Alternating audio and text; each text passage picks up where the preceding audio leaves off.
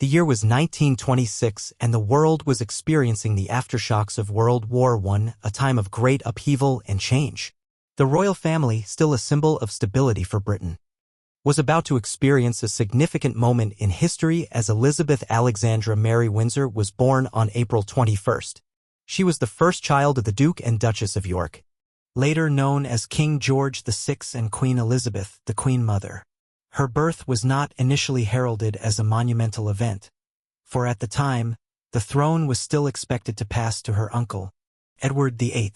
But fate would intervene in the years to come, altering the course of history for the young Elizabeth. As a child, Elizabeth was not destined to rule. The young princess grew up in the shadow of her father's elder brother, the Prince of Wales, later Edward VIII, whose impending ascension to the throne seemed assured. However, as history would have it, Edward VIII's abdication in 1936, following his desire to marry Wallis Simpson, a divorcee, thrust Elizabeth's father, George VI, into the role of king. It was this sudden shift that placed young Elizabeth in line for the throne. At the same time, across the sea in Greece, another royal family was grappling with its own crises. Prince Philip of Greece and Denmark was born on June 10, 1921. As the son of Prince Andrew of Greece and Princess Alice of Battenberg. His early years were marked by tragedy and displacement. When Philip was just a baby, his family was forced into exile following the overthrow of the Greek monarchy. His father, Prince Andrew, was exiled, and Philip's mother, Princess Alice, took the young prince to Paris. For the rest of his childhood, Philip would live in a state of instability, moving between various European capitals, including Germany, France, and the United Kingdom. Though they had different childhoods, Elizabeth growing up in a more traditional royal environment and Philip in a fragmented, often tumultuous life as an exile, the paths of these two individuals would eventually cross in the most profound of ways. The first meeting between Elizabeth and Philip took place when the princess was just 13 years old. In 1934, Philip, then a cadet at the Royal Naval College in Dartmouth, was invited to attend a royal event. The young Elizabeth and her sister Margaret were introduced to Philip, who was a distant cousin through his mother, Princess Alice. Elizabeth was immediately struck by his strong, confident demeanor, his youthful good looks, and his apparent ease in navigating the world of royalty, which at the time was still foreign to her. For Philip, Elizabeth was an elegant and poised young woman already bearing the grace that would one day define her reign. Their connection was more than just one of mutual curiosity, it was the beginning of a bond that would survive through decades of immense personal and public challenges. Over the next several years, they would continue their correspondence, with Philip writing to Elizabeth and the two developing a deeper understanding of each other. Philip's charm and adventurous spirit contrasted with Elizabeth's more reserved and dutiful nature. Yet it was this very contrast that created a perfect complement in their relationship. A relationship that would form the cornerstone of their marriage years later. By the time Elizabeth had celebrated her 18th birthday, World War II had engulfed Europe. During the war, Philip served with distinction in the British Royal Navy, participating in significant naval engagements and gaining invaluable leadership experience. For Elizabeth, the war marked a significant moment of transformation. She was no longer just the young princess, she became a symbol of resilience and dedication. At the age of 16, she joined the Women's Auxiliary Territorial Service, ATS, where she learned to drive and repair military vehicles. This was her first real taste of independence, and it would lay the foundation for the strong sense of duty she would display throughout her reign. Throughout the war, Elizabeth and Philip continued to grow closer, and their bond deepened. The war was a time of uncertainty, but it was also a time of revelation for Elizabeth. She came to understand the weight of the crown, not just as an abstract concept, but as a responsibility that would eventually fall upon her shoulders. She also began to rely more and more on Philip, whose practical wisdom and courage in the face of adversity were qualities she admired. By the time the war ended in 1945, Elizabeth and Philip's relationship had evolved from mere friendship to something more profound. Despite the demands of their royal duties, the two young people found solace in one another's company. Philip's letters to Elizabeth, filled with warmth and affection, became a cherished part of their relationship. Elizabeth, too, began to realize that Philip was not just a companion, he was the man who would one day be by her side as the consort of the Queen. In 1947, after years of courtship and preparation, Philip proposed to Elizabeth. Their engagement was announced with much fanfare, and the young princess quickly became the center of attention. For Elizabeth, this was a moment of immense personal joy, but also a moment of considerable public scrutiny. The British royal family, still recovering from the scandal of King Edward VIII's abdication, was now looking to Elizabeth and Philip to restore the monarchy's dignity and stability. Their wedding on November 20th, 1947 was a fairy tale come true. But it was also a moment of political significance.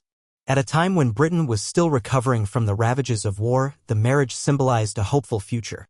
The British people, still grappling with the aftermath of war and the austerity that followed, saw in Elizabeth and Philip's union a beacon of hope. For Elizabeth, the marriage to Philip was not just a personal decision. It was a partnership that would shape her future as a monarch. As the newlyweds embarked on their life together, they quickly realized that the challenges they would face as a royal couple would be unlike any other. Philip, while a devoted husband, would struggle with the limitations of his role as consort.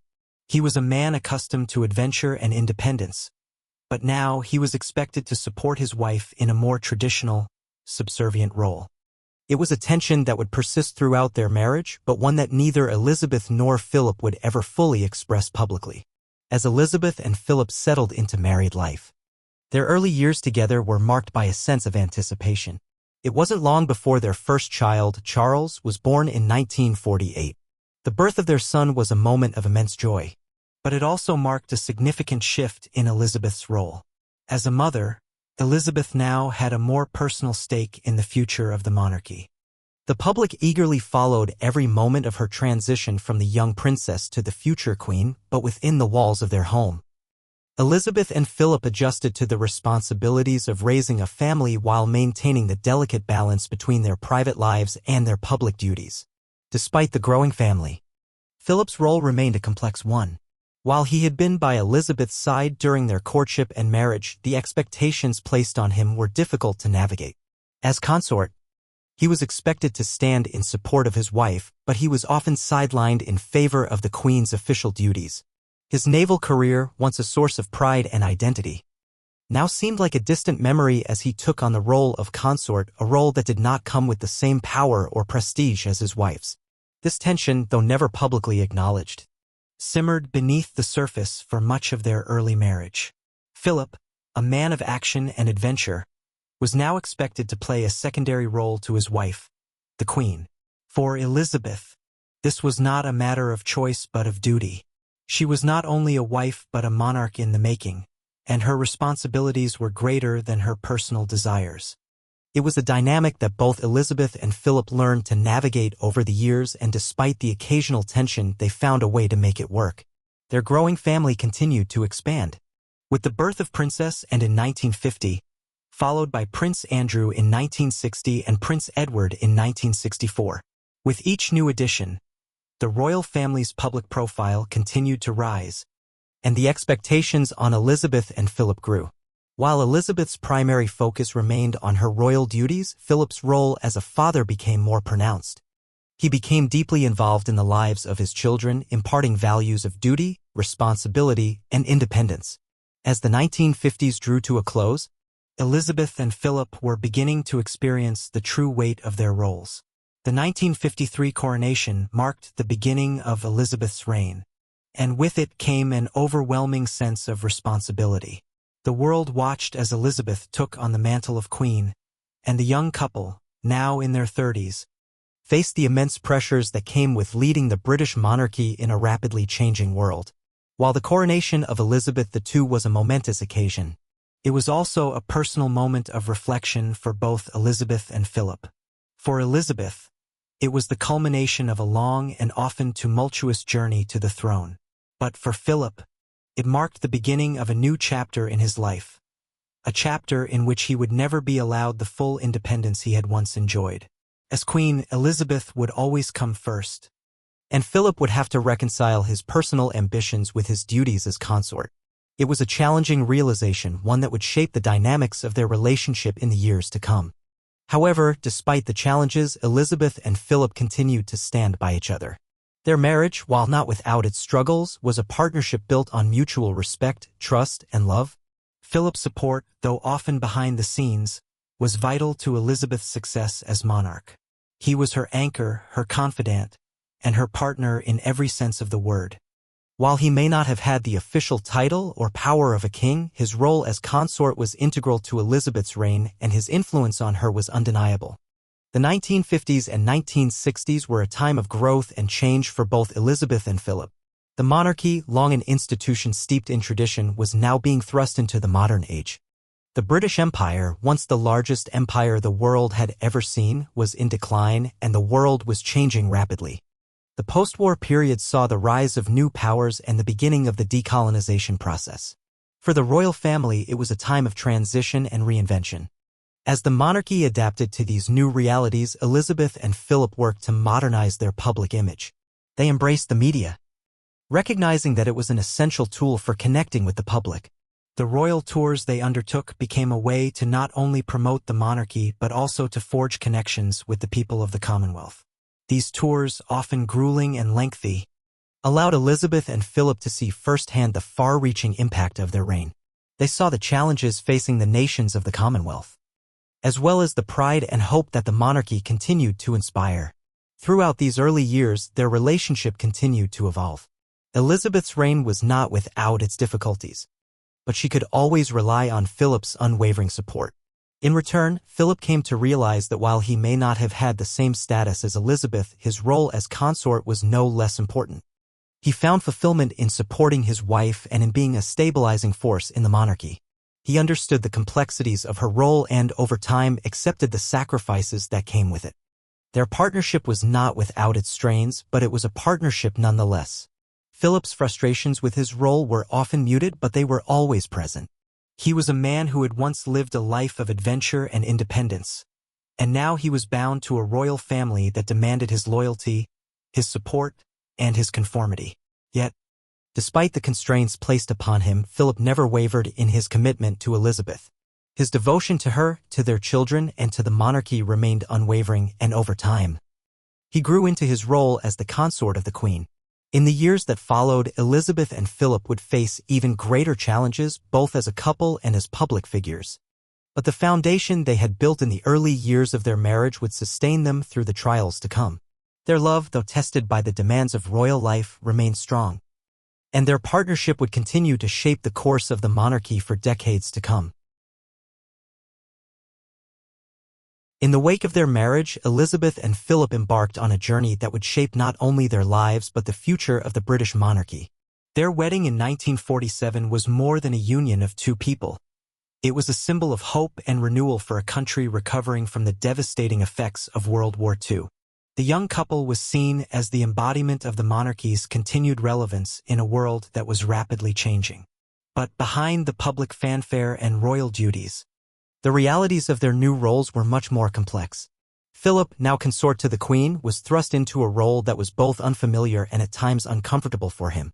His naval career, once a defining aspect of his identity, was now secondary to the expectations placed upon him as the husband of the reigning monarch. He had married Elizabeth not just for love, but also out of a shared understanding of the responsibility that came with being a member of the royal family. Still, the transition was difficult. Unlike the powerful kings of history, Philip was expected to step aside, supporting his wife's reign rather than pursuing a path of power for himself. For Elizabeth, her role as queen was one she had not anticipated at such a young age.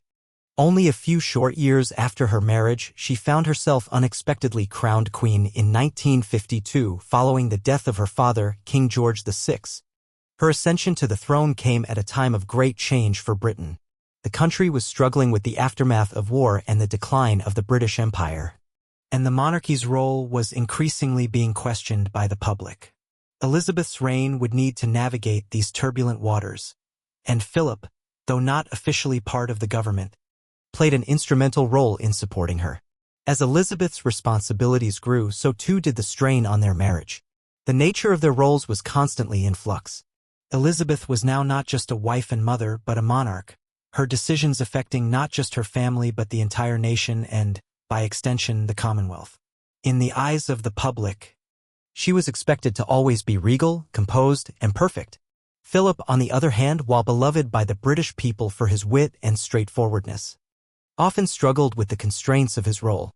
In the early years of their marriage, Philip's role was largely symbolic. While he was the Queen's consort, he had no official role in government. His presence at royal functions, often by Elizabeth's side, was a reminder that the monarchy was a family institution, but it also served as a quiet reminder of the limited power of the consort. Philip, a man of action and ambition, found this difficult. His efforts to take on more significant responsibilities were met with resistance.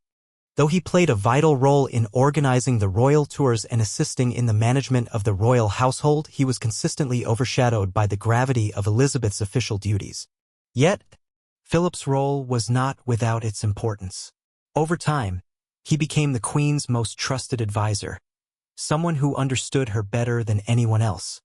Despite his frustration with the limited scope of his public role, he became a sounding board for Elizabeth, offering her counsel and support as she faced the complex challenges of the monarchy.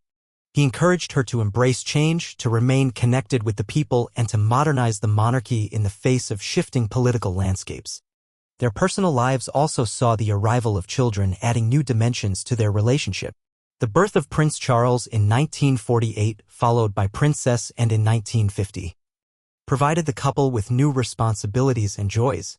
The pressure on Elizabeth to balance her role as a mother and monarch grew, but she faced these challenges with grace, leaning on Philip to share the burden of raising their children in the public eye. Philip, though often away on royal tours or charity work, took a hands-on approach with his children, especially in the early years of their lives. He was known for his stern discipline and his desire to see his children grow into strong, independent individuals. In many ways, his influence on their upbringing mirrored the strength and resilience that he himself had been taught to embody during his turbulent childhood. As the monarchy transitioned into the 1950s, Elizabeth and Philip began to understand that their roles could not be confined to the traditional boundaries of kingship and queenship. The monarchy needed to evolve to remain relevant in the modern world. The 1950s saw an explosion of media influence, particularly the rise of television, and the royal family's interactions with the press were changing. Elizabeth, in particular, was now a global figure. The Queen's image had become iconic, yet her private life with Philip was always a source of intrigue. The media, while respectful of the family's privacy, often speculated on their relationship and the dynamics of their marriage. Elizabeth's coronation in 1953 was the most significant public event of her early reign. The coronation ceremony, broadcast live on television for the first time, presented the monarchy to the world in a new light. The ceremony itself was steeped in tradition, but the global broadcast symbolized a shift towards modernization. It was not just a religious rite. It was an event of profound national and international significance, a way for Elizabeth to communicate directly with the people of Britain and the Commonwealth. For Philip, the coronation marked a turning point in his understanding of his role. While Elizabeth was crowned queen, Philip was expected to take a back seat and support her as she took on the mantle of leadership. He would always be the consort, the silent partner. But in many ways, Philip was also the catalyst for the changes that would shape the monarchy in the decades to come. Behind the scenes, he worked with Elizabeth to modernize the royal household and to reform many of the traditions that had defined the monarchy for centuries. As the 1950s and 1960s unfolded, Elizabeth and Philip's relationship continued to mature. They began to find a balance between their personal lives and their public duties. Despite the many challenges they faced, they remained a united front. Their partnership was strengthened by the shared understanding of the immense responsibilities they each carried. Philip's frustrations, while not always fully expressed, were tempered by his unwavering loyalty to Elizabeth and the monarchy. In return, Elizabeth grew to trust Philip implicitly, recognizing that his steady presence and counsel were integral to her success as queen. While the challenges of royal life were constant, Elizabeth and Philip's relationship remained strong. Their commitment to each other and to the monarchy was unwavering, and their bond only grew stronger as they faced the trials of their reign together. In the midst of political crises, media scrutiny, and the challenges of raising a family in the spotlight, Elizabeth and Philip found solace in each other's company.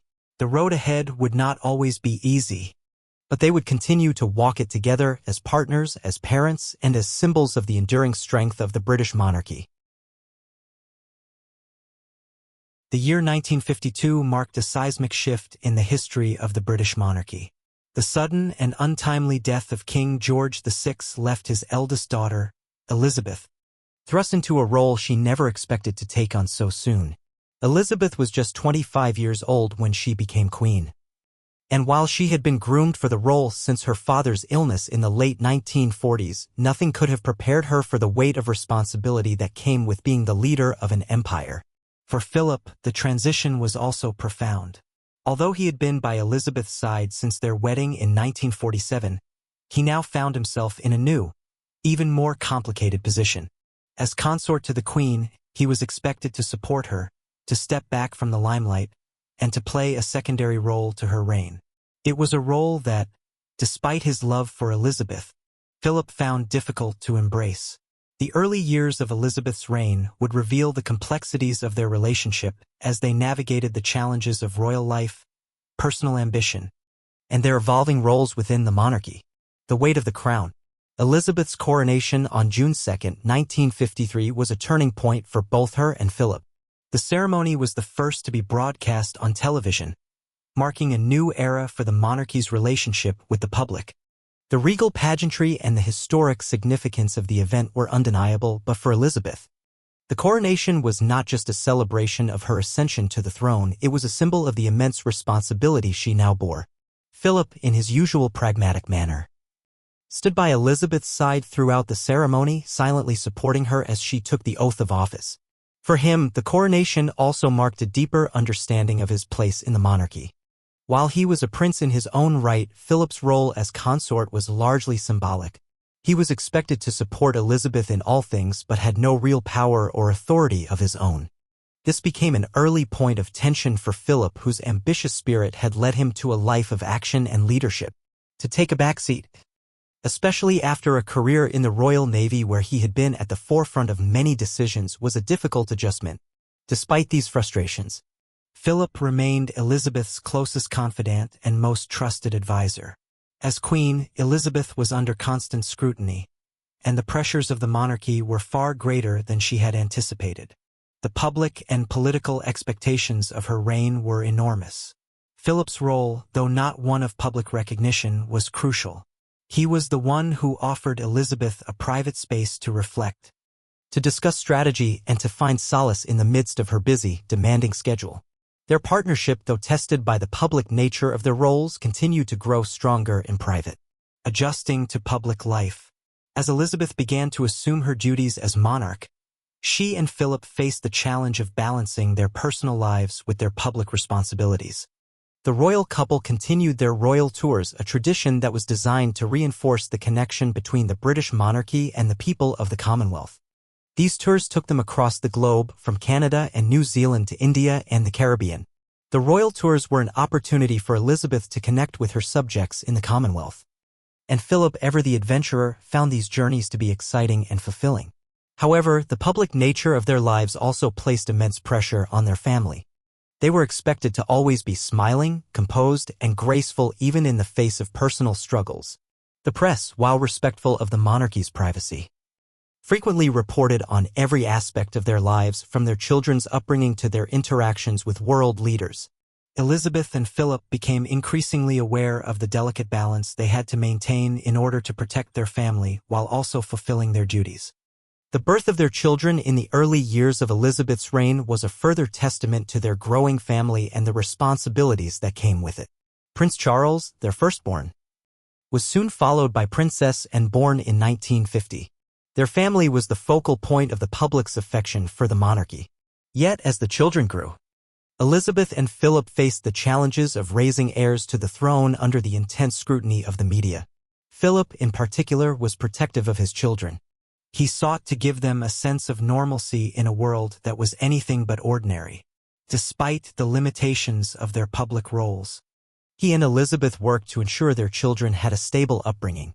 The role of Philip in Elizabeth's reign. As the 1950s turned into the 1960s, Elizabeth's reign began to solidify. The monarchy was no longer just an institution of tradition but one that had to adapt to a rapidly changing world. The British Empire, once the largest empire in history, was beginning to decline, and the political and social changes in the world were felt keenly by the royal family. Elizabeth had to learn how to navigate a world that was increasingly questioning the relevance of the monarchy. And Philip, ever the forward-thinking individual, was instrumental in helping her adjust to these challenges. Philip's influence on Elizabeth's reign was subtle but significant. He encouraged her to embrace new ways of thinking, particularly in terms of how the monarchy interacted with the public. Philip recognized that the monarchy could no longer afford to remain distant and aloof from the people. The rise of television and later the media meant that the royal family was now more accessible than ever before. While Elizabeth remained somewhat reserved in her public appearances, Philip embraced the opportunities that modern media presented. He was often the one to suggest new ways of reaching the people, whether through televised broadcasts, public engagements, or royal tours. Despite his frustration with his position, Philip's contributions to the monarchy were invaluable. He was the stabilizing force behind Elizabeth's reign, offering her not just love and companionship but also a sounding board for her decisions. In private, Elizabeth often turned to Philip for advice. Their shared history and deep understanding of each other meant that Philip was able to provide insights that no one else could. His keen intellect and vast experience in the world beyond the palace walls made him a trusted advisor, even if he did not have the official title or power to back up his role. The enduring partnership. Throughout the early years of Elizabeth's reign, the monarchy continued to evolve, as did the relationship between Elizabeth and Philip. While the pressures of their roles were immense, their partnership remained strong. The love and respect they shared for each other were evident in their every interaction, whether in public or private. Though their marriage was tested by the demands of royal life, they found solace and strength in each other. Elizabeth, though queen, was still a wife and a mother. And Philip, though consort, remained a loyal and devoted partner. They supported each other through the trials of royal life, from the challenges of raising children in the public eye to navigating the political and social changes of the 1960s. Their shared commitment to duty, to the monarchy, and to each other formed the foundation of their enduring partnership. As the years passed and their reign continued, Elizabeth and Philip's relationship would only grow stronger.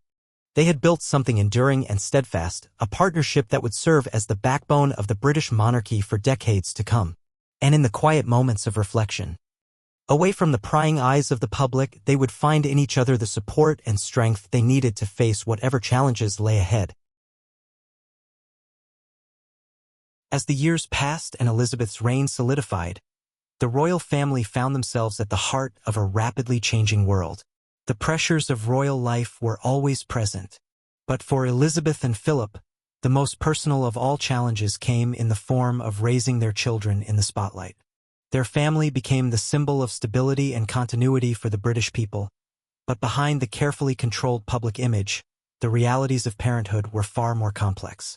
By the time Elizabeth became queen, she and Philip were already parents to two young children, Prince Charles, born in 1948, and Princess Anne, born in 1950.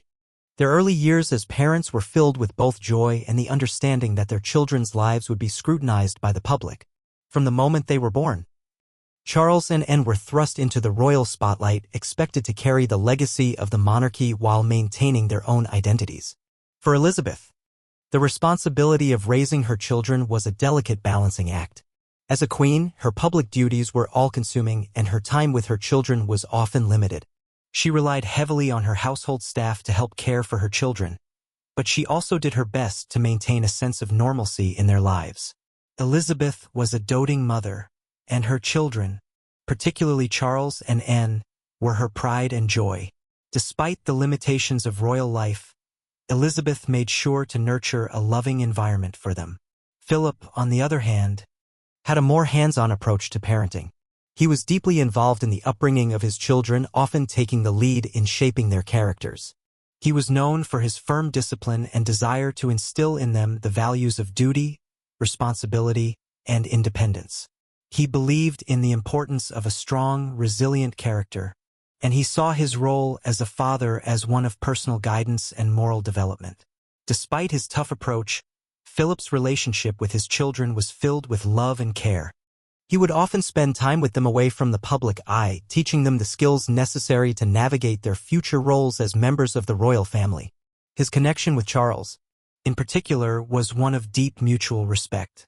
Philip understood the pressures Charles would face as the heir to the throne and sought to prepare him for the heavy burden that lay ahead. Their relationship, while at times strained by differing views on royal life, was rooted in a shared understanding of their responsibilities. Princess Anne too had a special bond with Philip. Though she would later become known for her independent spirit and straightforward nature, her early years were marked by Philip's influence. As a young girl, she adored her father, and his strong sense of duty left a lasting impact on her. Anne grew up with an understanding of the importance of service, but she also developed her own sense of self, which would later define her career in the public eye. As the royal family grew, so too did the complexities of their public lives. The birth of Prince Andrew in 1960 and Prince Edward in 1964 meant that Elizabeth and Philip had 4 children to raise. The royal family now had a full house, and each child had their own unique personality and role to play within the family. While Elizabeth continued to balance her responsibilities as queen, Philip took on a more prominent role in shaping their children's futures. Raising the heirs to the throne presented its own set of challenges.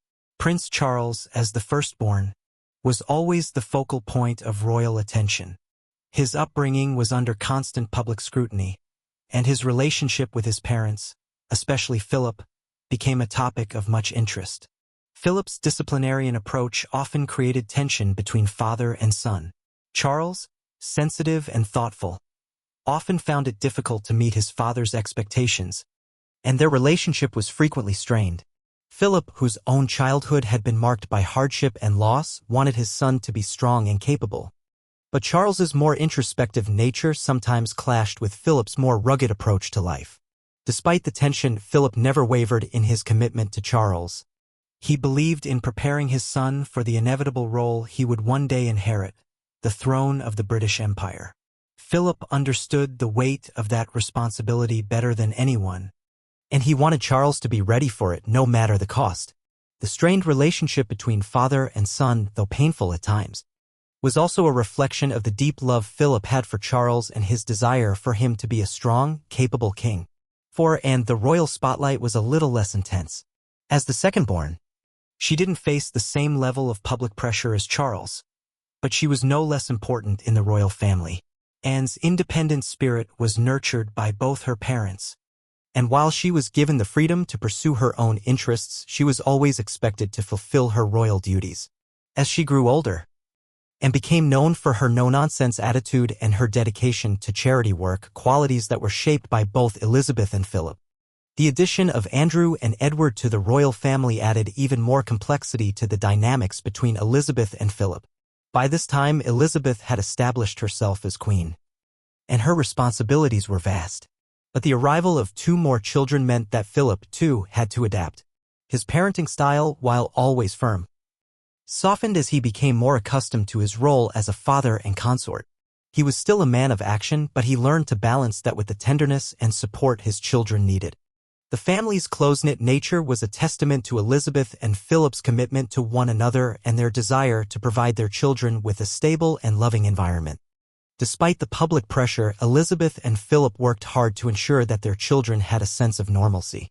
Family holidays, private moments away from the palace, and shared experiences were important to both parents. While their royal duties often took precedence, they made an effort to create moments of joy and connection. Whether it was a private family picnic or a holiday at Balmoral, Elizabeth and Philip were determined to provide their children with the love and support they needed to thrive. As the years passed and the royal family matured, so too did the understanding between Elizabeth and Philip. The early struggles of raising children in the public eye gave way to a deeper appreciation for the importance of family. Elizabeth and Philip, though often under intense scrutiny, remained united in their commitment to their children and to each other.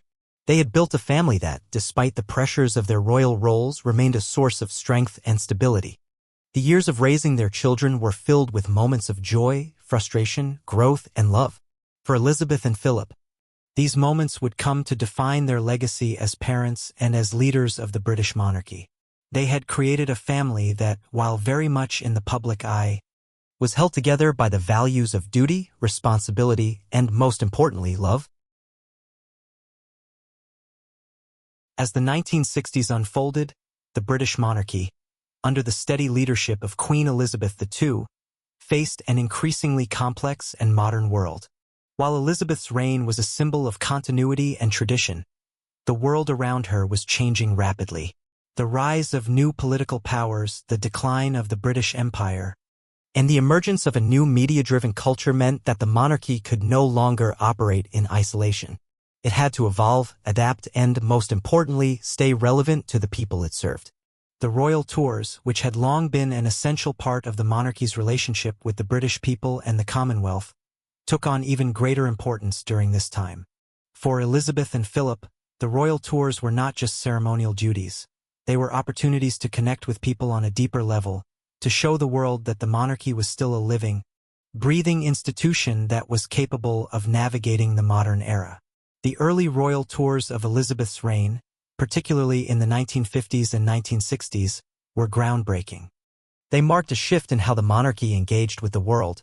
For the first time, television allowed people to experience the royal family's travels in real time, and the public's perception of the monarchy began to evolve. The royal couple's travels were now broadcast globally, and millions of people across the Commonwealth and beyond were able to see Elizabeth and Philip up close in ways they never had before. These tours became an important part of their reign, not just as a way to reaffirm their commitment to the Commonwealth, but as a means of building personal connections with people from all walks of life.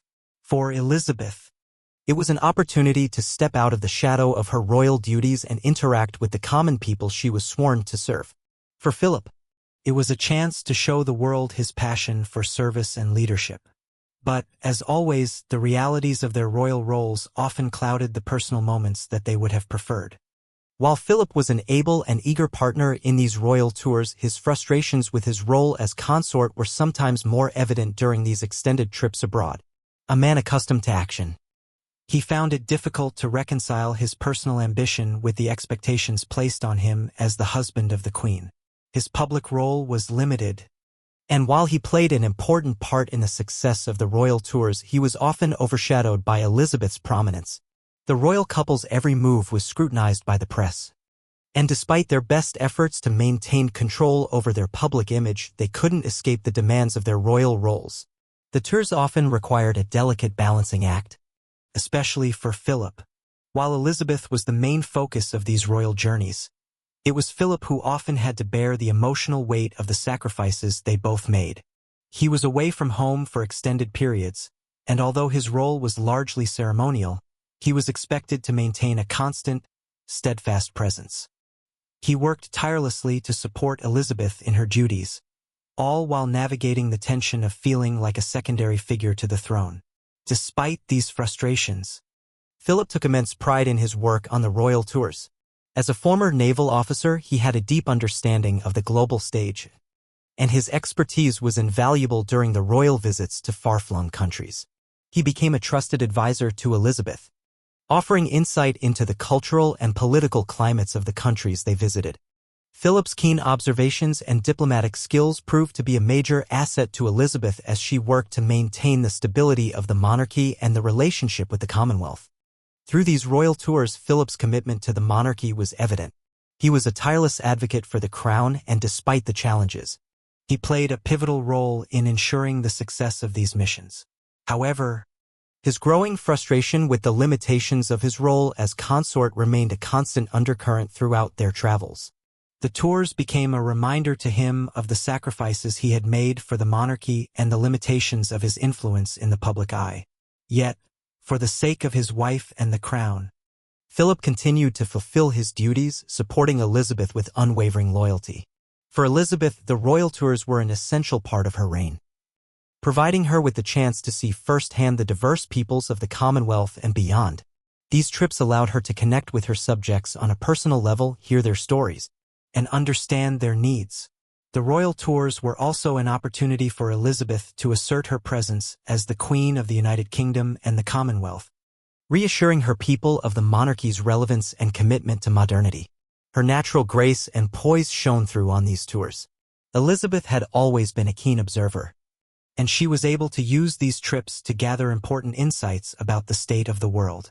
The tours gave her the opportunity to visit countries that were still recovering from the effects of war or colonization, and she used these visits to foster relationships that would help shape the future of the Commonwealth. She was determined to modernize the monarchy in ways that would allow it to thrive in the 20th century, and the royal tours played a crucial part in that transformation. For Philip, the tours were often exhausting. While they were an opportunity for him to serve his queen and country, they were also a constant reminder of the limitations of his position. He had always been a man of action, but now, as consort, his role was to provide support, not leadership. His growing frustration with his role was a quiet tension that persisted throughout their marriage. Yet, as always, he remained committed to Elizabeth, understanding that the success of the monarchy and, by extension, their family depended on their united front. The early royal tours of the 1960s also marked a time of increased media scrutiny. As the monarchy adapted to the changing world, the press played an increasingly important role in shaping public perception. The royal family's every move was followed by photographers and journalists who reported on their personal lives, their appearances, and their interactions with world leaders. For Elizabeth and Philip, maintaining a positive public image became an essential part of their royal duties. The media, while at times invasive, also served as a tool for the royal family to connect with the people. Elizabeth and Philip's willingness to embrace television and the press was seen as a sign that the monarchy was in touch with the people and was evolving with the times. They understood that public support was vital to the monarchy's survival, and the royal tours allowed them to strengthen that bond. As the 1960s came to a close, Elizabeth and Philip's relationship with the public continued to evolve. They had weathered the trials of the early years of their marriage and the strains of royal life, and they had come to understand the complexities of their roles within the monarchy. Their partnership, though often tested by the demands of their positions, remained as strong as ever. The royal tours, for all their challenges, had brought them closer together and reinforced their shared commitment to the crown and the people they served. The 1960s and 1970s were decades of profound change for both the British monarchy and the wider world. As the decades passed, Elizabeth and Philip found themselves confronted with not only the pressures of their royal roles but also the rapidly shifting political, cultural, and social landscape. The world was changing, and so too was the role of the monarchy. For Elizabeth and Philip, these were times of transition and reinvention, as they sought to balance their deep commitment to the crown with the pressures of adapting to an evolving world. The rise of social change and political upheaval. The 1960s marked a period of intense social change, both in Britain and globally. The rise of the civil rights movement in the United States, the growing counterculture, and the upheaval of traditional societal norms made for a challenging backdrop to the stability that the British monarchy sought to project. The monarchy, long an institution built on tradition and centuries-old customs, now found itself under increasing pressure to adapt to a world that was questioning authority and hierarchy. For Elizabeth, the challenge was not just to maintain the dignity of the monarchy but to also navigate the social and political changes occurring around her. The 1960s were marked by rising tensions between the generations, and many people began to question the relevance of traditional institutions, including the monarchy. The rise of television, rock and roll culture, and the global shift towards youth-driven movements meant that the established order was being questioned in ways that had never been seen before. In the face of these challenges, Elizabeth worked tirelessly to ensure that the monarchy remained a unifying force in the nation. The monarchy had long been a symbol of continuity and stability, and in a world filled with uncertainty, it was important for Elizabeth to project strength and resilience. As monarch, she was both a representative of tradition and a symbol of modernity.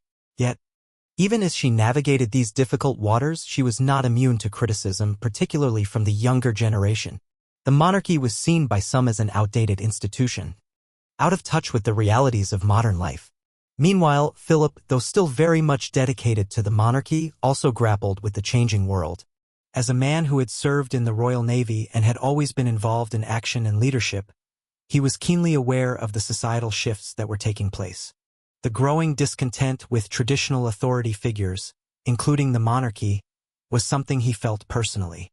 He had always prided himself on his directness and his ability to connect with people, but he found himself increasingly frustrated by the constraints of his role as consort. He had been trained as a leader, yet his position in the royal family required him to follow behind Elizabeth and support her, even as he struggled with the limitations of his influence. Despite these frustrations, Philip continued to be a crucial support to Elizabeth. He understood the challenges she faced as queen, particularly during a time of great societal upheaval. In many ways, his pragmatic approach to life served as a stabilizing force for both Elizabeth and the monarchy. The tension between Philip's personal ambitions and his role as consort was ever present, but it was tempered by his deep loyalty to Elizabeth and the crown. The changing role of the Commonwealth. The 1960s and 1970s also saw the decline of the British Empire and the emergence of the Commonwealth, an organization of former colonies that remained united by shared ties to the British crown. As the world shifted towards decolonization, Elizabeth was forced to navigate a changing relationship with the countries that had once been part of the empire. The monarchy's role in the Commonwealth was now more symbolic than ever before, and Elizabeth had to balance the traditional ties of the past with the realities of the present. For Philip, the changing dynamics of the Commonwealth presented a unique challenge. As someone who had spent much of his life in exile, far removed from the British monarchy, he had always seen the importance of fostering relationships with the countries that formed the Commonwealth. His service in the Royal Navy had taken him to many parts of the world, and he had a deep understanding of the global stage. In many ways, his influence in the Commonwealth became even more pronounced during these decades, as he worked alongside Elizabeth to strengthen ties with the member states and ensure the monarchy's relevance in a post-imperial world. However, even as the monarchy adapted to these changes, there were growing tensions within the royal family itself. The 1970s brought with it internal struggles that would have a lasting impact on the monarchy. The tensions between Elizabeth and her children, particularly between her and Prince Charles, became more pronounced. Charles, as the heir to the throne, was expected to fulfill the duties of his position, but he was also navigating the complexities of being the future monarch in an era when the monarchy itself was being questioned. The pressures of royal life weighed heavily on Charles, and the growing discontent within the royal family became an issue that Elizabeth and Philip would need to confront. The strain on Elizabeth and Philip's marriage. As the 1970s wore on, the strain on Elizabeth and Philip's marriage became more apparent. The challenges they faced, both as individuals and as a couple, were not unique to them, but the public nature of their roles meant that their struggles were magnified. Philip, ever the practical man, found it difficult to reconcile the sacrifices he had made for the monarchy with his personal ambitions. He had long been the quiet support to Elizabeth, but his desire for a more active role in the royal family was increasingly difficult to ignore. For Elizabeth, the demands of her reign were only increasing. As queen, she was the head of the state, and her role was both a privilege and a burden. The world was changing rapidly, and Elizabeth had to ensure that the monarchy adapted accordingly. Her relationship with Philip, though built on mutual respect and love, was also tested by the ever-growing demands of her position. The two were still deeply committed to each other, but the strain of their respective roles was becoming harder to bear. In public, Elizabeth and Philip remained the image of unity and stability. They continued to fulfill their royal duties and appear together at major events, but behind closed doors, their relationship was not without its tensions. The pressures of royal life, combined with the challenges of raising a family under constant public scrutiny, took their toll on both of them. Yet, despite these challenges, they continued to support one another. Their shared commitment to the monarchy and to their family remained the cornerstone of their partnership. The legacy of the 1960s and 1970s. As the 1970s came to a close, Elizabeth and Philip had weathered many storms. They had faced the challenges of navigating a changing world, of maintaining the monarchy's relevance in a modern age, and of raising their children under the watchful eye of the public. While their marriage had been tested, their bond remained strong, rooted in a deep understanding of their roles and responsibilities. For Elizabeth, the challenges of the 1960s and 1970s marked a pivotal moment in her reign. She had seen the monarchy evolve and had adapted to the changing political and social landscape. The 1970s were a time of great change for the world, but they were also a time of profound personal growth for Elizabeth and Philip. They had faced difficulties, but they had done so together, emerging stronger as individuals and as partners. As the years passed, Elizabeth's reign would continue to be defined by the challenges of the modern world. The monarchy, once seen as a symbol of the British Empire, was now an institution that had to navigate the complexities of a new, globalized world. But through it all, Elizabeth and Philip remained steadfast in their commitment to the crown and to each other. The 1980s proved to be a tumultuous decade for the British monarchy, marked by both personal and public challenges that threatened to shake the institution to its core. For Queen Elizabeth II and Prince Philip, the 1980s were a time of reckoning, of navigating the evolving pressures on the royal family while grappling with personal struggles that reflected broader shifts in society. This period would come to be defined not just by the external challenges the monarchy faced but also by the growing tension within the royal family itself. The rise of media scrutiny. The 1980s saw the monarchy's relationship with the media undergo a seismic shift. In the earlier years of Elizabeth's reign, the royal family had maintained a more controlled and distant relationship with the press. The monarchy was still largely viewed as a symbol of continuity and tradition, and the public's perception of the royals was shaped by carefully curated public appearances. However, as television, tabloid journalism, and the 24-hour news cycle began to dominate the media landscape, the scrutiny of the royal family intensified. The press began to invade the private lives of the royals, and the monarchy was now an open subject for gossip, speculation, and, at times, outright criticism. The media's growing influence put tremendous pressure on the royal family. For Elizabeth, this new era of media scrutiny was a challenge she had to adapt to. The monarchy, once seen as a pillar of unchanging stability, was now being forced to reckon with the very human aspects of their lives. Issues of love, marriage, and family. The world no longer viewed the royal family as distant figures. They were now seen as relatable, even vulnerable. And the public's growing sense of entitlement to the royal family's private lives created new tensions between the monarchy and the press. For Prince Philip, who had long been frustrated by the limitations of his role as consort, the constant media attention only heightened his sense of being sidelined. He had always been an individual accustomed to action, to leading in his own right, and now, more than ever, he felt his role as consort constricting. The media's increased focus on his children, particularly on the personal struggles of Prince Charles and Princess Diana, only exacerbated his frustrations. Philip, ever the pragmatist, sought to protect his family's image, but the public's growing fixation on personal scandals threatened to undermine the monarchy's credibility. The tensions within the royal family. While the media played a central role in the crises that rocked the royal family in the 1980s, the personal relationships between family members were perhaps the most profound source of tension during this period. The media's scrutiny of the marriage between Prince Charles and Princess Diana was one of the most visible and publicized royal crises in history. Diana, the people's princess, had captivated the public with her beauty, charm, and apparent vulnerability. But behind the scenes, her marriage to Charles was unraveling, and the cracks in their relationship became impossible to ignore. For Elizabeth and Philip, the breakdown of Charles and Diana's marriage was not just a personal issue, it was a public one. As the royal parents of the future king, the public's view of their son's marriage had far-reaching consequences for the monarchy's image. Charles, who had long been expected to marry someone of noble birth, had chosen Diana, a young, innocent woman who was initially seen as the perfect fit for the heir to the throne. But their marriage was fraught with difficulties from the start, and as Diana's mental health struggles and Charles's relationship with Camilla Parker Bowles became public knowledge, the royal family found itself at the center of a media storm. The public turmoil surrounding Charles and Diana's marriage placed immense pressure on Elizabeth and Philip. The media cast the royal family in a light that many felt was unfair. The scandal threatened to overshadow the monarchy's reputation for stability and grace. The royal family, once seen as untouchable, was now the subject of intense scrutiny.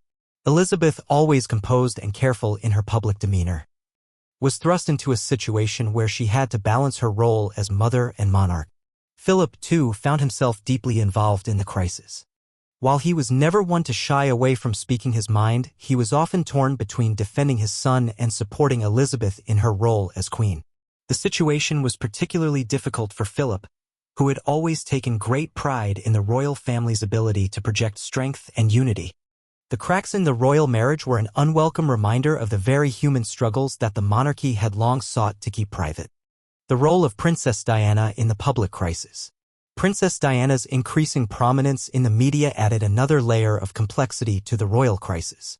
Diana's emotional struggles, combined with the intense pressure of royal life, made her a target for the press. The media, always hungry for a news story, began to paint Diana as a tragic figure, and her every move was scrutinized. Meanwhile, Charles's relationship with Camilla Parker Bowles, which had long been a secret, was finally exposed to the public, deepening the public's disillusionment with the royal family. For Elizabeth, Diana's pain was something deeply personal. As a mother, Elizabeth understood the challenges of being in the public eye.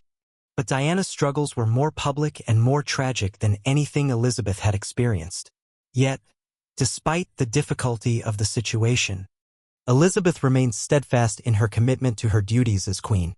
Her position as monarch required her to maintain a dignified silence in the face of the media frenzy.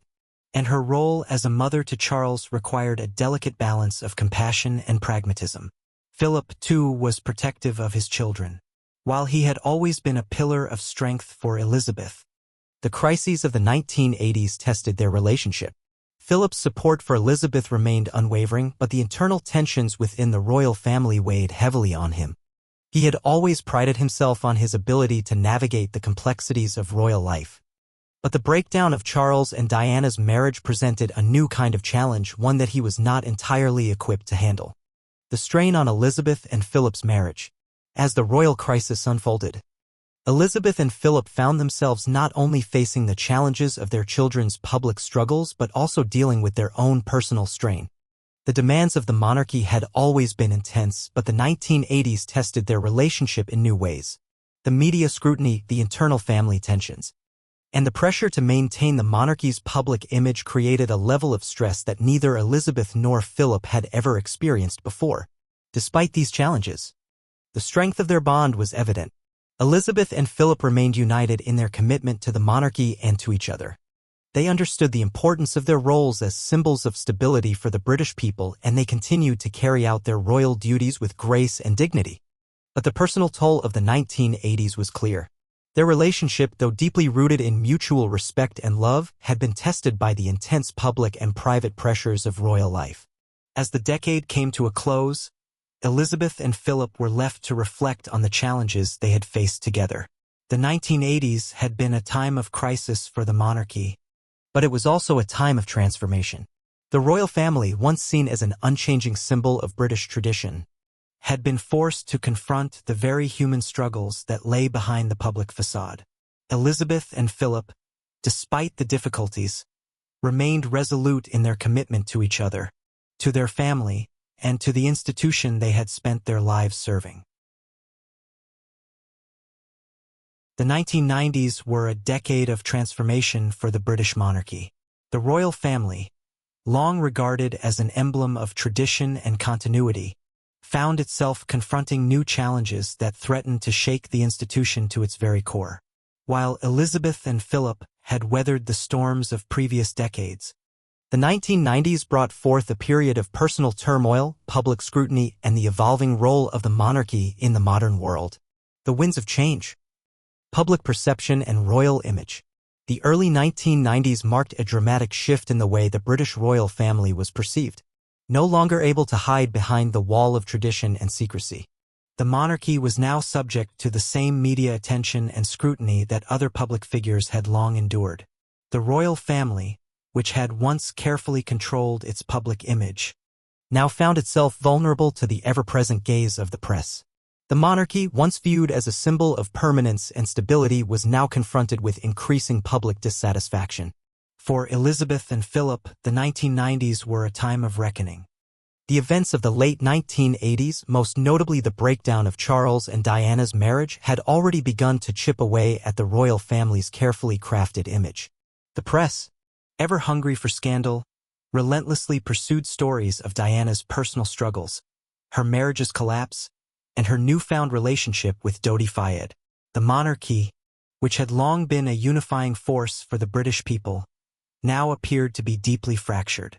The royal family's private lives were no longer private, and every misstep became fodder for public debate. For Elizabeth, the changing media landscape presented new challenges. As queen, she was expected to remain above the fray, to be a figure of stability and grace. Yet, the pressures of the 1990s made that role increasingly difficult to maintain. The continued media focus on the turmoil within the royal family, especially the tragic end of Diana's marriage to Charles and their subsequent divorce, placed immense strain on Elizabeth. As a mother, she felt the weight of her son's personal struggles and the public fallout.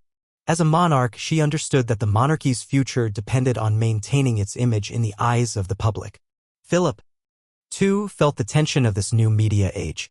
He had always prided himself on his ability to navigate the complexities of royal life. But the rise of tabloid journalism and 24-hour news coverage presented a new and unpredictable challenge.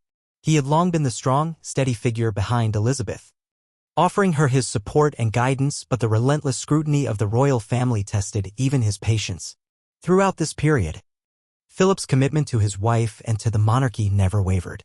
But it was increasingly evident that the demands of their roles were becoming more difficult to reconcile with the rapidly changing world. The tragedy of Princess Diana. In 1997, the world was rocked by the sudden and tragic death of Princess Diana. The outpouring of grief that followed her death was unlike anything the world had ever seen. Diana, who had captivated the hearts of millions with her compassion, beauty, and vulnerability, was mourned by people from all walks of life. Her death, in a Parisian car crash, left the world in shock and left the British royal family grappling with how to respond. For Elizabeth, the death of Diana was both a personal and public crisis. Diana had been the wife of her son, Charles, and the mother of her grandchildren, yet their relationship had been fraught with tension and public scandal. The public's grief over Diana's death, however, forced Elizabeth to confront the deep rift that had developed between the monarchy and the people. While Elizabeth understood that Diana was no longer part of the royal family, the public's outpouring of grief meant that the royal family could no longer remain aloof. They had to respond, both as a family and as the face of the monarchy. The royal family's initial response to Diana's death was met with criticism. Elizabeth, as queen, was seen as too distant and unemotional in her reaction to the tragedy. The royal family had always maintained a dignified silence in times of crisis, but in this case, the public expected more. Elizabeth was forced to adapt to the new reality of a media-driven world, where the monarchy's every move was scrutinized and judged. The family's handling of the death and the public's perception of their response became one of the defining moments of the decade. Philip, ever the pragmatist, was also affected by Diana's death, but in his own way. He had long been protective of his family and had seen the challenges that Diana's marriage to Charles had created. Despite their personal differences, Philip understood the importance of the royal family's public image, and he recognized that the death of Diana would change the monarchy forever. He, too, had to navigate the delicate balance of responding to the public's grief while maintaining the dignity of the institution he had spent his life supporting. Reinventing the monarchy. As the 1990s continued, Elizabeth and Philip were confronted with the reality that the monarchy could no longer operate as it had in the past. The public's expectations had changed, and the role of the monarchy in British society was evolving. The monarchy, once seen as an unchanging institution, now had to adapt to a world where transparency, media scrutiny, and public opinion mattered more than ever before. Elizabeth, in particular, began to embrace the need for change. While she remained deeply committed to preserving the traditions of the monarchy, she understood that the institution had to evolve if it were to remain relevant. The monarchy had long been a symbol of stability, but in the 1990s, it had to find new ways to engage with the public. Elizabeth and Philip worked together to navigate these challenges, supporting each other as they adapted to a new era of royal life. Philip's influence during this time was as strong as ever. While his role as consort had always been one of supporting Elizabeth, he now found himself playing an even more pivotal role in the monarchy's reinvention. He encouraged Elizabeth to embrace new forms of communication, including televised interviews and engagements with the public. He recognized that the monarchy could no longer remain in the background, distant from the people it served. The monarchy needed to be more accessible, more human. Despite his personal reservations about the changing world, Philip played an important role in helping the royal family transition to this new reality. The lasting impact of the 1990s on the monarchy. The events of the 1990s had a lasting impact on the British monarchy. The royal family, once seen as distant and invincible, was now faced with the reality of public opinion. The death of Diana, the scrutiny of Charles's personal life, and the growing demands for transparency changed the way the monarchy operated. The 1990s were a decade of public reckoning for Elizabeth, Philip, and the royal family, but they also marked a period of adaptation. Through it all, Elizabeth and Philip remained the pillars of the monarchy. While the challenges they faced were unprecedented, their partnership and shared commitment to the crown saw them through. They had built a monarchy that could endure, even in the face of crisis, and they had done so by remaining steadfast in their support of one another and their duty to their country.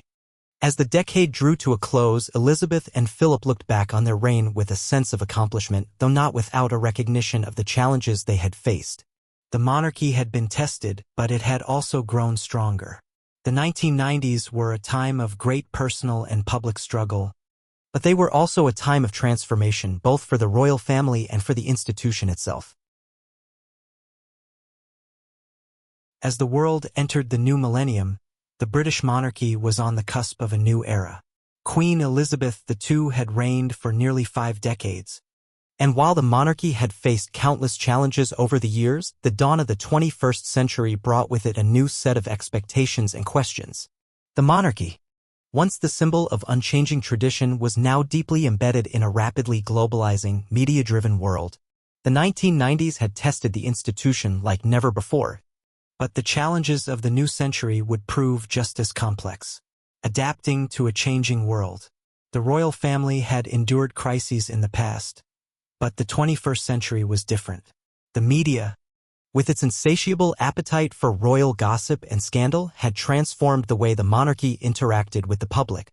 The public's expectations of transparency, engagement, and accessibility had grown, and the monarchy was no longer seen as an untouchable institution.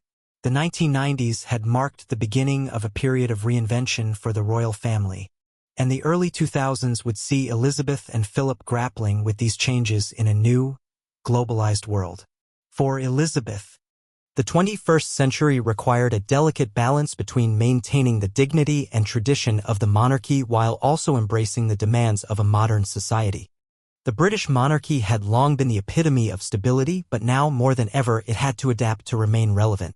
Elizabeth, who had always been known for her quiet resolve and pragmatism, understood that her role had changed.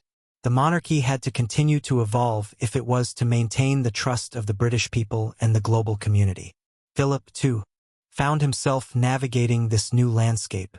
Although he had retired from his public duties in 1997, he continued to support Elizabeth, both privately and publicly.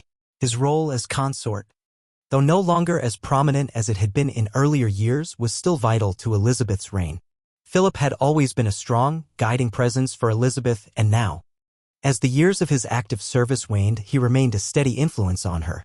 His sharp mind, practical wisdom, and unwavering support for Elizabeth were qualities that remained indispensable in their later years. The changing face of the royal family. The early 2000s saw a shift in the public perception of the royal family. The younger generation, particularly Prince William and Prince Harry, had become the new faces of the monarchy. William, as the future king, was now the focus of public interest, and Harry, with his more adventurous and outspoken nature, had garnered his own share of attention. The shift from the older generation, Elizabeth and Philip, to the younger generation was a symbol of the monarchy's attempt to remain relevant in a world that was increasingly questioning the role of additional institutions. For Elizabeth and Philip, the growing prominence of their grandchildren was both a source of pride and a reminder of the changes taking place within their own family. As monarch, Elizabeth had always been deeply involved in her children's lives, but now, as a grandmother, She took great joy in seeing her grandchildren play such an important role in the monarchy's future. For Philip, who had often taken a back seat in his personal life, the prospect of his grandchildren assuming more prominent roles in the royal family was bittersweet. It was clear that the monarchy was evolving, and as he looked back on his life, he was proud of the legacy he and Elizabeth had built. However, the changing dynamics within the royal family were not without their challenges. Prince Charles's long wait to ascend the throne, the controversies surrounding his first marriage, and the media's increasing focus on his relationship with Camilla Parker Bowles were all ongoing issues that loomed over the monarchy. Philip, though always supportive of Charles, had long been outspoken about the need for reform within the royal family. He had been a progressive force in many respects, but the continued scrutiny of Charles's personal life was a reminder of the complex, often frustrating nature of royal duty. The Queen's strength in the face of personal loss. As Elizabeth entered her 80s, the demands of the monarchy, coupled with the personal losses she had endured, weighed heavily on her. Philip, once the active partner by her side, had retired from public life, and Elizabeth now faced the challenges of reign without her constant companion. The loss of her mother, Queen Elizabeth. The Queen Mother in 2002 was a devastating blow for Elizabeth. The Queen Mother had been her rock, a constant source of support and guidance throughout her life. Her death, coming shortly after the passing of Princess Margaret, was a moment of profound grief for Elizabeth, who was forced to confront the realities of aging and the impermanence of life. Philip, who had always been there to support her, found himself in a different position. Though he had stepped down from his royal duties, his role as consort remained vital. The bond between Elizabeth and Philip had only deepened over the decades, and in her time of loss, Elizabeth leaned heavily on him for comfort. For Philip, the Queen's strength and resilience were a constant source of admiration, but even he recognized that their lives were reaching a new chapter. With the death of the Queen Mother, Philip's own mortality became more apparent, and he, too, had to reckon with the reality of the passage of time. The Diamond Jubilee and a royal family in transition. In 2012, Elizabeth celebrated her Diamond Jubilee, marking 60 years on the throne. The event was a testament to her enduring reign, and it was a moment of national pride for Britain. Elizabeth, despite the trials of the previous decades, had remained a constant presence in the lives of her people. The celebrations surrounding the Diamond Jubilee were a reflection of the royal family's resilience, and it was clear that Elizabeth's reign had left an indelible mark on history. However, as Elizabeth's health began to decline, the monarchy was once again forced to face the reality of the future. Philip, who had always supported Elizabeth in her royal duties, found himself in a more reflective role in his later years. Though he had retired from public life, he remained deeply involved in the family's affairs, offering counsel and wisdom where needed. His relationship with Elizabeth, though tested by the rigors of royal life, had remained strong, and they had weathered many challenges together. As Elizabeth entered her 80s, Philip's role as a supportive husband became even more pronounced. Together, they had navigated a complex and often difficult path, and their enduring partnership had been the foundation of the monarchy's stability. The passing of Prince Philip and the end of an era. In April 2021, Prince Philip passed away at the age of 99. His death marked the end of an era for the British royal family. For Elizabeth, losing Philip was an immense personal loss. He had been by her side for over 7 decades, offering unwavering support and love. Their partnership had been one of shared duty, sacrifice, and mutual respect, and Philip's death left a void in her life that could never be filled. Elizabeth, though deeply grieving, carried on with her duties as queen, embodying the strength and resilience that Philip had always admired in her. Philip's passing also marked the beginning of a new chapter for the monarchy. With the loss of Philip, Elizabeth faced the prospect of continuing her reign without the constant companionship of her partner. But as always, she remained steadfast in her commitment to the monarchy and to her country. The legacy of her and Philip's reign would live on, not just through their children and grandchildren, but in the history of the British monarchy itself. The death of Prince Philip in April 2021 was not only a personal loss for Queen Elizabeth II, but also a significant moment in the history of the British monarchy. Together, They had built something that endured for over 7 decades, a partnership that had seen the monarchy through its most testing times. Their relationship, while complex and often shaped by public scrutiny, had ultimately been one of deep loyalty, respect, and love. As Elizabeth faced the next phase of her reign without her lifelong companion, it was clear that the legacy of their relationship was not just rooted in their shared experiences but in the very essence of the monarchy itself. For decades, they had worked together to ensure that the monarchy remained relevant in a rapidly changing world. They had faced political upheavals, personal tragedies, and shifting public expectations. And through it all, they had remained a united front, each of them playing a vital role in ensuring that the monarchy survived and thrived. A partnership built on duty and sacrifice. Elizabeth and Philip's relationship had always been built on a shared sense of duty. When they married in 1947, neither could have foreseen the challenges that lay ahead. Philip, who had been born into the Greek and Danish royal families and had experienced early exile, knew that life as the consort of a queen would come with its own set of sacrifices. He had given up his naval career, his title of Prince of Greece, and even his Greek nationality to marry Elizabeth. In return, he supported her through thick and thin, always standing by her side as she took on the monumental task of ruling an empire. For Elizabeth, Philip's support was indispensable. As a young woman, she had suddenly found herself thrust into the role of queen after the unexpected death of her father. It was Philip who helped her navigate the challenges of early royal life, offering counsel, companionship, and, above all, unwavering loyalty. Elizabeth, while always the monarch, never lost sight of the importance of their relationship. Philip was not just her consort, he was her confidant, her strength, and her partner in all things. The bond they shared was one that transcended the royal duties they had to perform, and it became the foundation upon which their monarchy stood. The quiet influence of Prince Philip. Philip's role as consort was always complex. Though he was never the king and did not have any formal constitutional power, his influence behind the scenes was immense.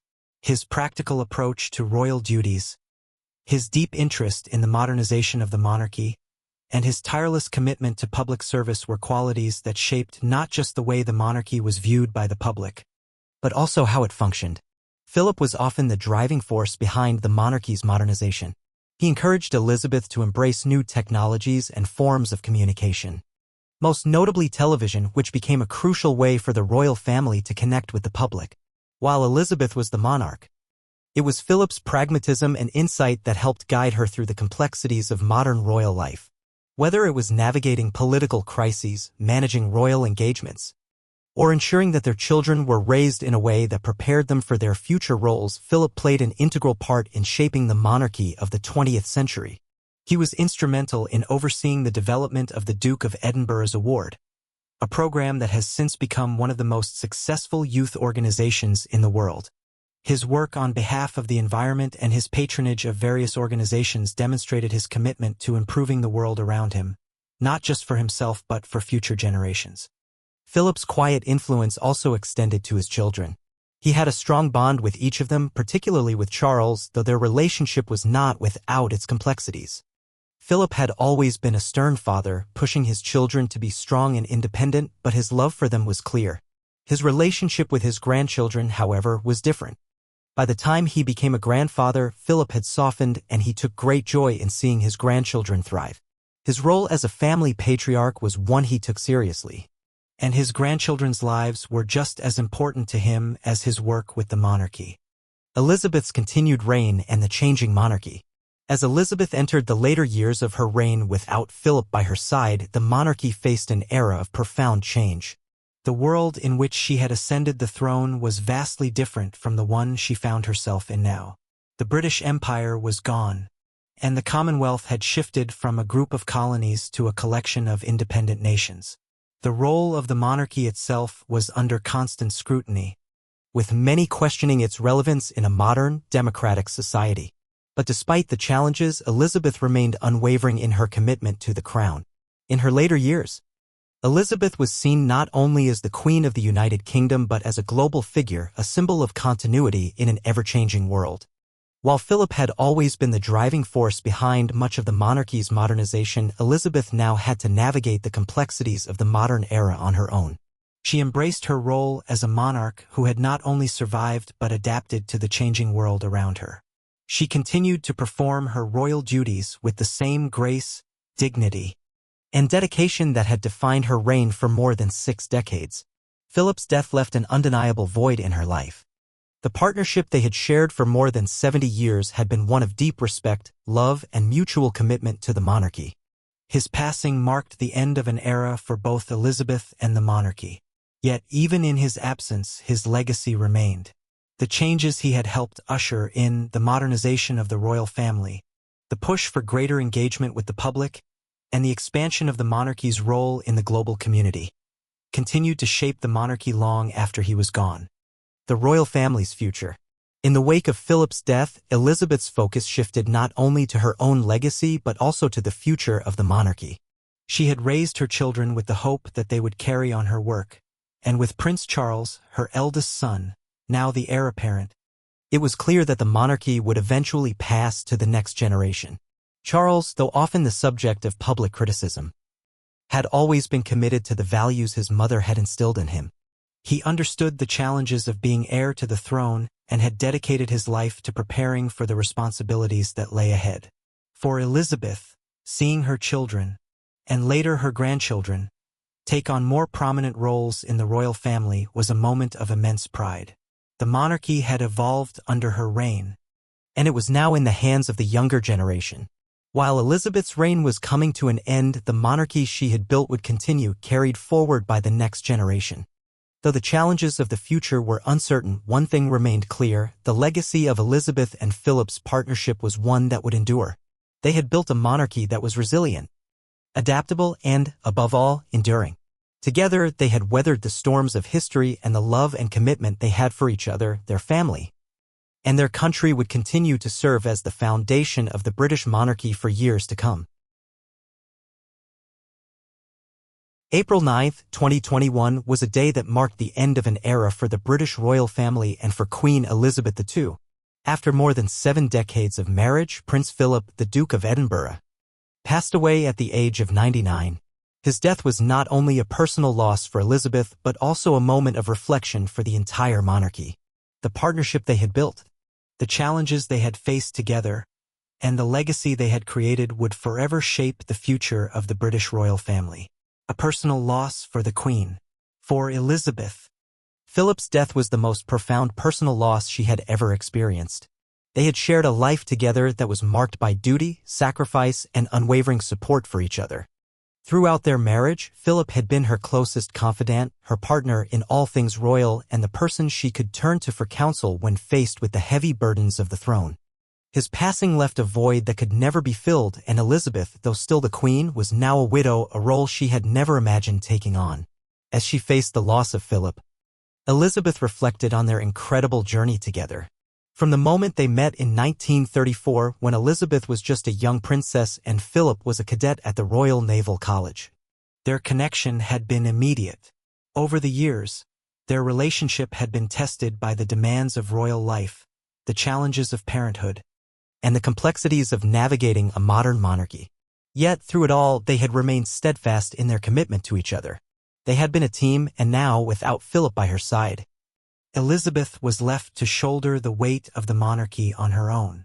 In the days and weeks following Philip's death, Elizabeth continued to fulfill her royal duties. Her sense of duty, which had always been a defining characteristic of her reign, remained as strong as ever. But those closest to her could see the emotional toll that the loss had taken. For over 70 years, Elizabeth and Philip had been inseparable, and his death was a reminder of the passage of time, the inevitability of aging, and the fragility of life. The public reaction to Philip's passing. The world reacted with an outpouring of grief and admiration for Prince Philip. While he was often regarded as a man of action, strong-willed, outspoken, and sometimes controversial, Philip was also known for his dedication to public service. Throughout his life, he had been a tireless advocate for numerous causes, from supporting the environment to encouraging young people to pursue lives of service and responsibility. His death prompted tributes from leaders around the world, and the British public honored him for his decades of support for the Queen and his contributions to the country. For many, Prince Philip's death marked the end of an era. He had been a constant presence in the monarchy, and his commitment to Elizabeth had been a symbol of loyalty and partnership. The public recognized the deep bond the couple had shared, and his passing left a sense of emptiness that extended beyond the royal family. Elizabeth had lost not just a husband but a lifelong partner who had shared the joys and burdens of the throne.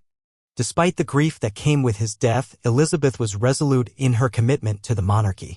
She understood that the world had changed, that the monarchy itself was undergoing a transformation, and that the royal family's role in modern society was different from what it had been in her earlier years. But Elizabeth also understood that the monarchy's survival depended on its ability to adapt. With Philip gone, the next generation of the royal family would have to take on more responsibility. Elizabeth's reflection on her legacy. In the aftermath of Philip's passing, Elizabeth found herself reflecting not only on their shared life but also on her own legacy as monarch. She had been queen for more than 6 decades, and her reign had witnessed profound changes in the world. Changes that were often reflected in the monarchy itself. From the decline of the British Empire to the rise of the Commonwealth, from the changing role of the monarchy in Britain to the increasing scrutiny of royal life by the media, Elizabeth had navigated it all with dignity and poise.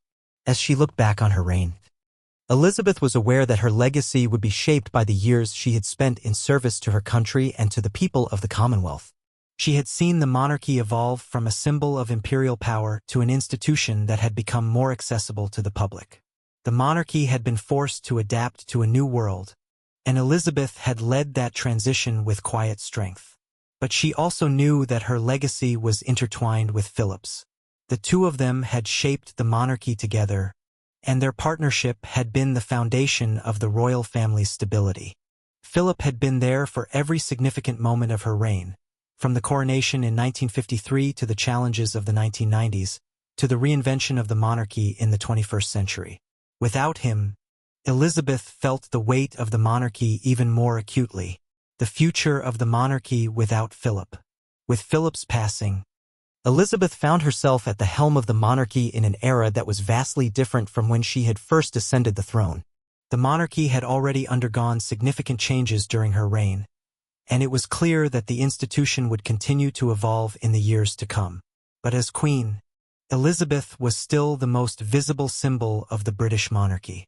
The challenges of the future were daunting, and Elizabeth knew that the monarchy's ability to adapt to the changing world would depend on the strength of the next generation of royals. Prince Charles, now the heir apparent, was already playing a more prominent role in royal life. Over the years, Charles had grown into his role as the future king, and his work within the Commonwealth, his environmental advocacy, and his philanthropic efforts had shaped his public image. The monarchy was increasingly being seen through the lens of the younger generation. And Elizabeth knew that Charles would one day carry the weight of the crown. But for now, Elizabeth was determined to continue her work as queen, ensuring that the monarchy remained a constant presence in the lives of the British people. Philip's death had made it clear that the monarchy was in a period of transition. Elizabeth, though still deeply committed to her role, recognized that the time would come when she would have to pass the baton to the next generation. And while she had always taken great pride in her work as monarch, she was also aware of the inevitability of change, a lasting legacy.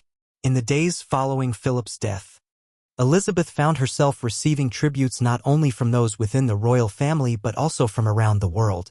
Philip's legacy of service and commitment to the crown was celebrated, and the world mourned the loss of a man who had spent his life supporting his wife, his family, and the British people. Elizabeth, too, honored his legacy, understanding that the monarchy they had built together was a living institution, one that would continue but would always carry the imprint of their partnership. For Elizabeth, the loss of Philip was a deeply personal one. He had been by her side for more than 70 years, and their shared life was a testament to the enduring power of love and commitment. But as she continued her reign, Elizabeth knew that the legacy of their partnership would never fade. It would live on through the monarchy, through the family they had built, and through the values they had instilled in the generations that would follow. As Queen Elizabeth II entered the later stages of her reign, the legacy of her decades-long rule was already firmly cemented in history. The passing of Prince Philip had not only marked the end of an era in her personal life but also represented a pivotal moment in the history of the British monarchy. For Elizabeth, the end of one chapter was simply the beginning of another, a chapter in which she would have to prepare her family and the institution she had devoted her life to for the future.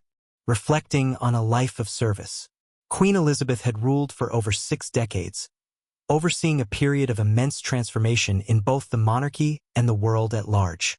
She had witnessed the decline of the British Empire, the rise of the Commonwealth, the shifting political landscapes in Europe, and the changing role of the monarchy in society. Through it all, Elizabeth remained a steady, unflinching figurehead, her reign a symbol of stability, resilience, and continuity. As Elizabeth entered her final years, she reflected on the challenges she had faced, the triumphs and tragedies she had experienced, and the legacy she had built with Philip by her side. Their relationship, though tested by the demands of royal duty, had been a cornerstone of the monarchy's success. Together, they had weathered storms that threatened to tear apart not only their family but the very fabric of the monarchy itself.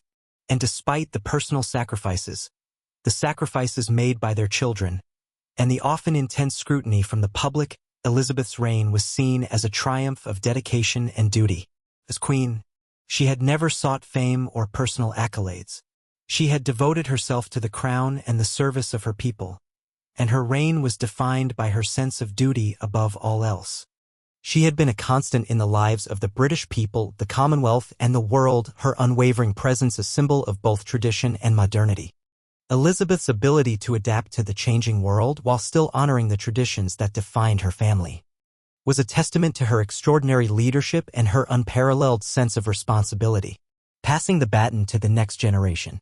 With Philip's passing, the monarchy entered a new phase. As the eldest son and heir apparent, Prince Charles was now more prominent than ever. The world had watched as Charles, over the years, had grown into his role as the future king. And now the time had come for him to take on an even greater leadership role. Charles had long prepared for this moment through his charitable work, his advocacy on environmental issues, and his dedication to the Commonwealth. Yet, despite his readiness, he knew that the transition would be a momentous one, filled with both personal and public challenges. For Elizabeth, seeing her son take on more responsibility was a moment of mixed emotions. She had raised Charles and his siblings with the understanding that they would one day inherit the monarchy. And the time for that transition had now arrived.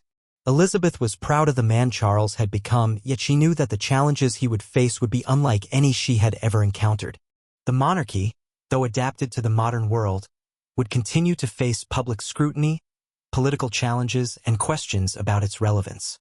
But Elizabeth had confidence in Charles's ability to lead, just as she had confidence in her other children, Anne, Andrew, and Edward, who, each in their own way, had carried the family legacy forward. Though Elizabeth had long been the face of the monarchy, she understood that the future of the institution lay in the hands of the next generation. She had spent decades preparing her children for the responsibilities they would one day inherit, and she had done so with a sense of quiet determination. Now, as she looked toward the future, she knew that the monarchy would continue, albeit in a world that was rapidly changing.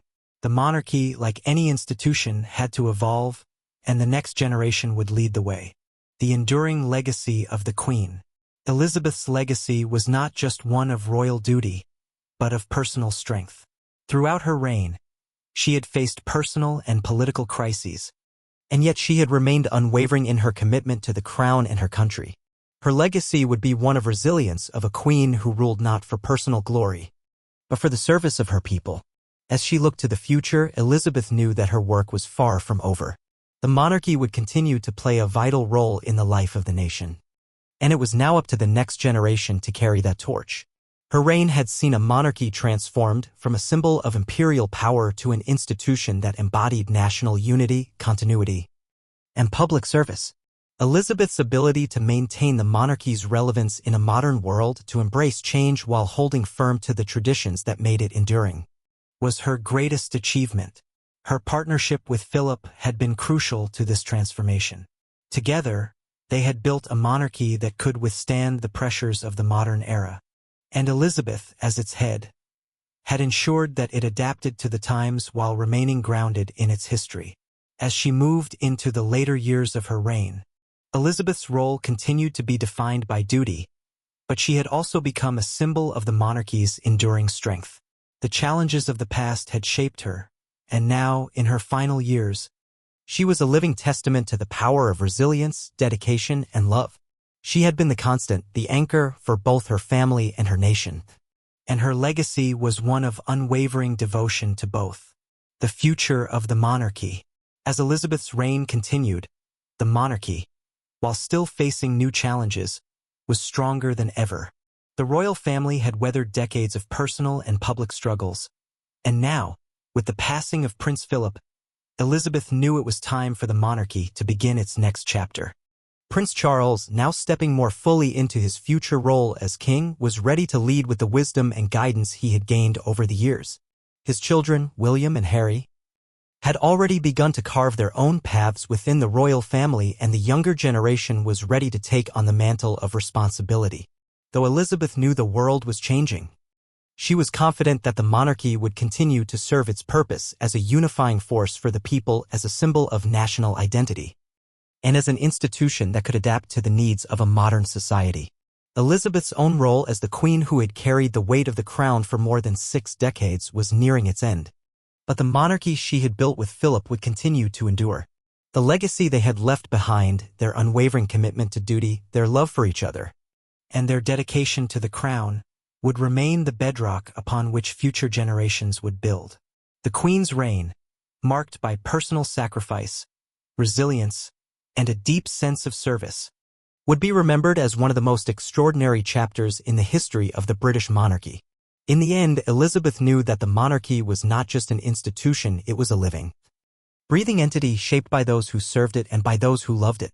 And as she passed on the baton to the next generation, she was confident that the monarchy would continue to play a vital role in the life of the British people, carrying forward the legacy of service, duty, and dedication that she and Philip had built together.